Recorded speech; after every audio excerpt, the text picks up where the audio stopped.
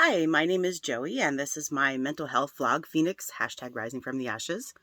It is a mental health vlog because I talk about my life, and I live my life with anxiety and depression and bipolar and a fair bit of executive dysfunction that drives me insane. So I am coming at you again, and today's talk is going to be about my hopefully new psychiatrist, which I am pretty excited about. Like, I'm pretty positive about it. Um, I saw her 2 days ago. No, one day ago. I always say that. I'm always like, it was one day ago. No, it was 2 days ago. No, it was one day. No, I really do know what I'm talking about. It might not sound like it, but I really do.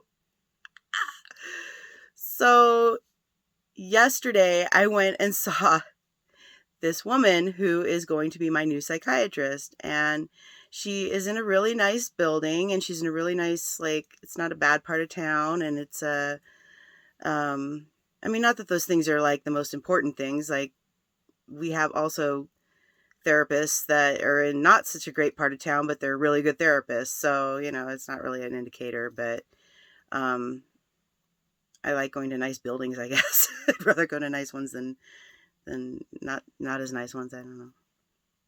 But at any rate, it's a small office. Like, it's just her and I think one other doctor that works there. And that made me feel really good because, like, I think some of these outfits that have many, many, many providers, maybe, like, I'm not so sure that they don't kind of skimp on the quality of their service a little bit, having all of these people that work in their office, and it's just like this big operation or something. And I don't know.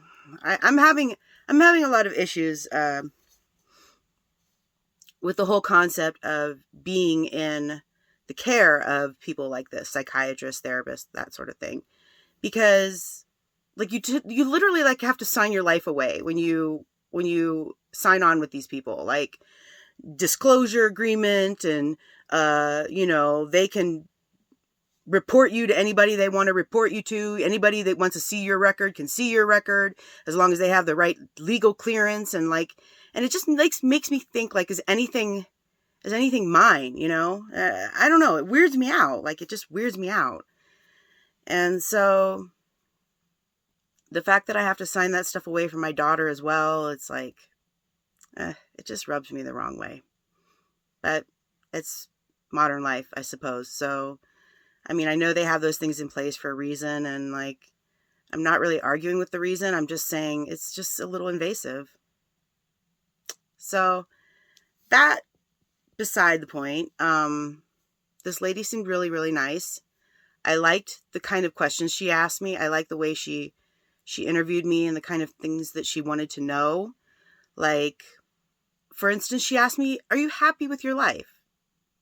And which seems like a sort of simple question, but not many people have asked me that question. And certainly the person that I saw 2 weeks ago did not ask that question. Like, she was very, I don't know, shall we say, I don't want to say abrupt, but she was very much like, let's get you through and let's get you out of here. I felt like just like on automatic, like that or something. It upset me. But this lady, I didn't feel that way. She genuinely asked me good questions. We talked about past traumas, and I was like, well, I don't really have much in the way of trauma to speak of, but does a narcissistic people in your life count? And she's like, yes. And I was like, oh, okay, well, I've had a few of those. I don't like to talk about the people in my past that have hurt me, even if they've hurt me quite deeply, because I've forgiven all of them at this point. There's no one I hold any ill will towards, or anything like that, because I understand where they're coming from in their own lives, and I mean, maybe don't understand it from their point of view, but I have empathy for it, and I have empathy for them, and I've just kind of forgiven um, the things that they've done that were not so good, and that did indeed leave lasting impressions upon me, and dictate the way I do my life to this day, I'm sure. It's all cumulated into this, what you see before you. It's just great. So, but yeah, we talked about that, and like, narcissistic people, and even narcissistic people in my life that are currently, there. I'm not going to turn this video into anything about my mom, because like, I just don't want to go and do that, but she's, a bit on that list. And so we talked about her for a little bit, and let's see, what else did she ask me that was good? She remarked upon this thing that I do with my face, like, well, I can't really, I'm sort of doing it right now. So I like chew on the side of my mouth all the time. And apparently this is a side effect of that Vraylar that I take. It's like something that comes about, or can come about from that, which I found very interesting, because when I first noticed that I was doing like facial sort of ticking sort of things, weird ass things, it was when I started taking lithium. And I thought that maybe that was like a side effect of that. I didn't know. I didn't ever ask anybody, I don't think. But this person that I saw yesterday and the person that I saw 2 weeks ago both noticed this right away. And they gave me some name for it. Like it was some medical name that I can't remember like at all. But what it amounts to is like, basically like chewing on the side of your mouth, or doing things with your lips that are funny, or in that region. And I am doing that like a lot. I don't know if Vraylar, if I've been taking an upped dose. I did start taking the higher dose of that the first person that I saw recommended for me.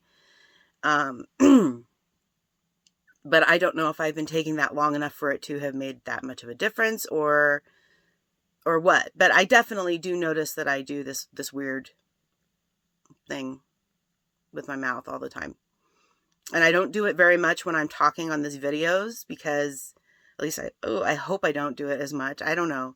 I try not to, because I'm engaged and I'm talking and I'm trying to concentrate on that. So I don't have so much time to sort of internalize things and start chewing on my mouth. But I do it a lot. And both of these ladies noticed that. So I'm like, wow, it must really be noticeable. Which didn't make me feel great. But, what are you going to do? She also, she kind of gave me a choice. Like if I wanted to pursue any other kind of medication, different medications, or medication upping or downing or whatever. She gave me kind of a choice. Like she asked me, how I felt about it. And I liked that, because who is the ultimate person that knows how medications affect you? Is you. You are the one that you live in there, and you're the one that knows. And so I appreciate it when people take that into account and want to know what I think. And I told her at this point I would be happy with any kind of, I'm like kind of desperate for relief at this point, because I'm always sad. I'm always just terribly sad, and always terribly anxious and on edge and guilty all the time. And these things drive me insane, and they combined with the low energy that I have for getting anything done. My